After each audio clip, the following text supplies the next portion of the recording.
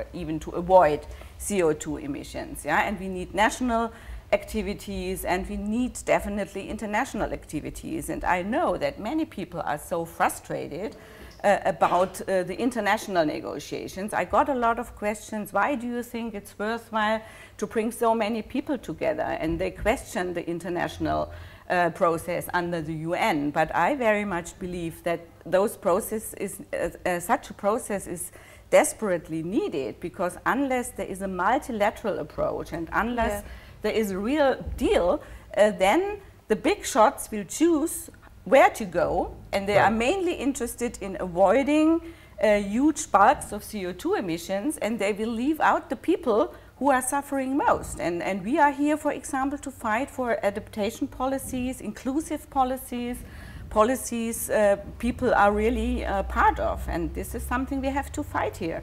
And several times I listen to talks and I realize they are in a world out there not really linked to the people anymore. It's an abstract. It's an abstract view of it. I was at a thing today which were subnational leaders, provincial leaders, state leaders, and they're far ahead of, and even over the last 8 years in the U.S.,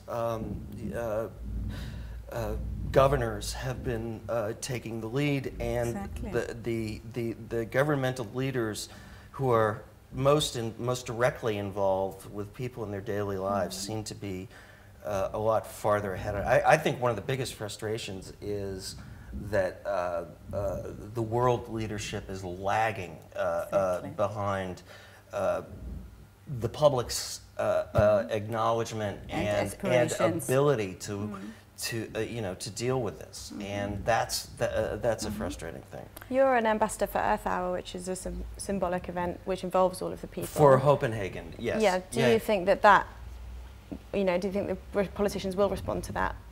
Well, as a person who wears makeup for a living,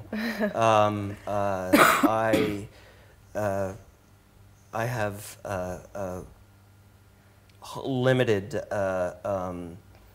limited feelings about how symbolic events can trigger things. I do think that if it can get people to focus on this issue, even in a symbolic way, you can then drag them into the more substantive issues.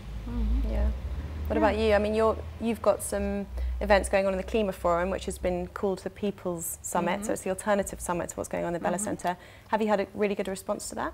Yeah, very well. The Climate Forum here is very well attended. A lot of activities are taking place. I think the Climate Forum delivers space for networking, for discussing further strategies beyond Copenhagen, strategies how to deal with the funding, how to deal with REDD, how to reduce deforestation.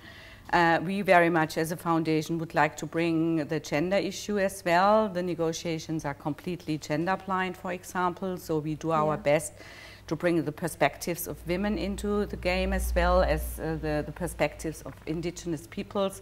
This is what we do here, and I think we as a foundation do act, as I already said, locally and globally, and here in Copenhagen we have side events within the COP and we have activities within the Climate Forum.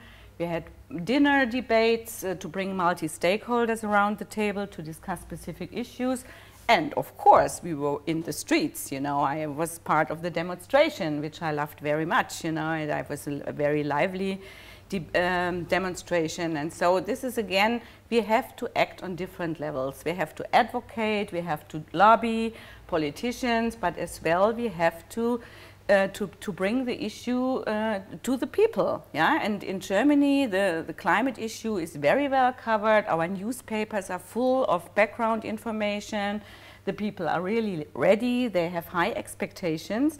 But in different parts of the world, like in your country, I think civil society has much more to do in convincing the people to act. I'm a bit shocked about the polls that so many people in your country do not believe in climate change. And I think civil society has much more to do about this. I think to change the minds.